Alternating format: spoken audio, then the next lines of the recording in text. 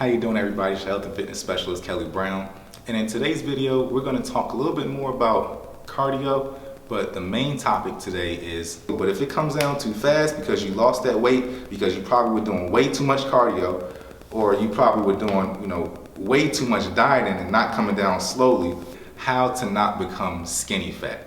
Now, I'm going to tell you how to prevent it, okay? Because when you get there, it's a little bit tougher to get out of it. So let's talk about how to not be skinny fat when you're losing weight.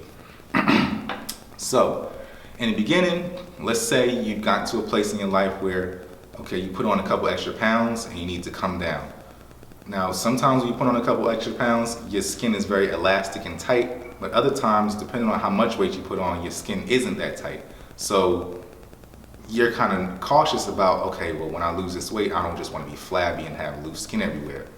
Sometimes when you're very oversized, it doesn't matter because you're going to run into that situation regardless.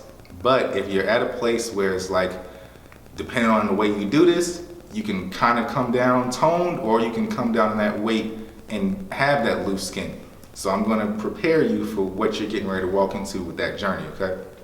First thing you want to remember is you didn't put the weight on overnight, so don't expect to lose the weight overnight. You want to come down slow, okay? Just as slow as you gained all that weight over these years, you don't want to lose the weight just as slow, but you still want to lose the weight pretty slowly so that your body has a chance to come all the way together like it should. So what you want to do is you have to do your diet. Your diet has to be straight. You just want to start eating less and less and less, not even like going cold turkey on, I used to eat 5,000 calories, now I'm all the way down to 1,000. Like, that's crazy. That's going to help you get skinny fat. You just want to start burning off more calories than you're taking in. If you're taking in 1,000 calories or you're taking in 5,000 calories, you need to be burning 6,000 calories. But then you would say, okay, well, let me drop it by 500. I'll eat 500 calories less and I'll still keep on burning that same amount of my 6,000 calories or whatever the case is. You get my point. And you also want to make sure that your cardio is all there.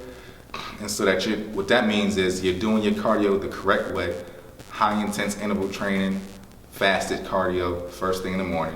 You want to make sure you're doing that. And then the last thing is you want to do your resistance training. So you want to make sure that you're always working out consistently and working out with a purpose, not just working out just to say, oh, I went to the gym. You want to make sure you're working out with a purpose, trying to really make those muscles burn.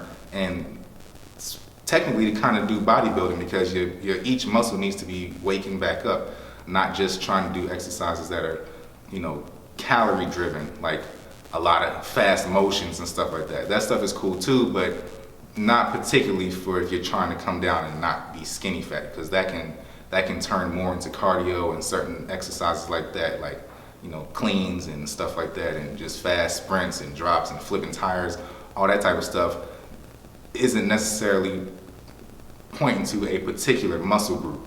Therefore, if you come down in that weight, you might just lose it wherever, because there's no particular area where weight chooses to come from. You could start losing weight and it might come from your face first, and then it might come from your hands, then it might come from your feet and your ankles, your knees, then it might come from your shoulders. So your body just never knows. Like, the way you lose weight may not be the same way that I lose weight or the next person loses weight. So you can't really tell. But what you can do is make sure you're doing those three things correctly, so that as you do continue to come down, you're coming down in a natural way, okay? And the cardio is probably going to be the most intense for you, because you want to make sure that you're coming down and burning those excess calories that you have, and it helps you to burn calories at rest. So that's why you want to make sure you're doing high intense interval training, and not anything too crazy, but still make sure you're doing it consistently and at a pace that you can handle, okay? Now, if you're somebody who's already run into the situation of being skinny fat and you're trying to figure out, okay, what do I do about this loose skin? You got a couple options, but your options are very narrow. And to be quite honest with you, I'm going to say something that probably doesn't sound too great, but it might be the only way to make sure this happens the right way. You can get surgery and get the loose skin cut off and deal with the scars and stuff. Depending on what it is, like, sometimes if your chest is way more saggy than where it needs to be, it probably is best just to spend the money and get the surgery. Like, at the end of the day, you spend money on other stuff anyway, so just spending money on making your body look better, like, there's nothing wrong with that. The second thing you can do is you can put the weight back on and then do it right the next time. And I know that doesn't sound like, oh, that's the best thing to do, but skin creams, any type of working out to fill out those muscle groups again, all of that stuff it's not consistent. And your body just doesn't, if your body had a shape that it took when it had all that excess body fat, you're not gonna be able to fill out those body parts with bigger muscle. Like, yeah, it sounds good in theory, but even though you'll fill out that muscle or you'll fill out that body, that frame with that skin, you're always gonna have that loose skin. So what you wanna do is just put that size back on for a second. Like, take a break. I'm not saying go hard again and start trying to really eat, but just slow down, you know, and take a second to see what you did. And you can put that size back on, not as much, but put it back on to where you're kind of like filled out again and your skin isn't so loose. And then you just start over and come back down slowly again.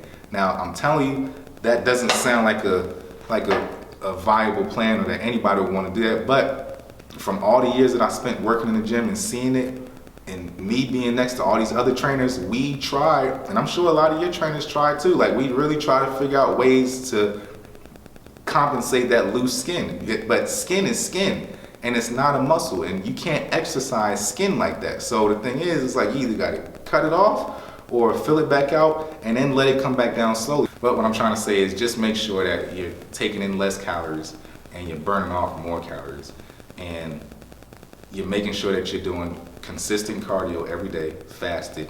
And if you do have that skinny fat or that loose skin, you can either get it cut off, or you can fill back out, which is the long time thing, and then slowly come down and do it the right way the next time. Anyway, I hope this answers your question. Thanks for watching.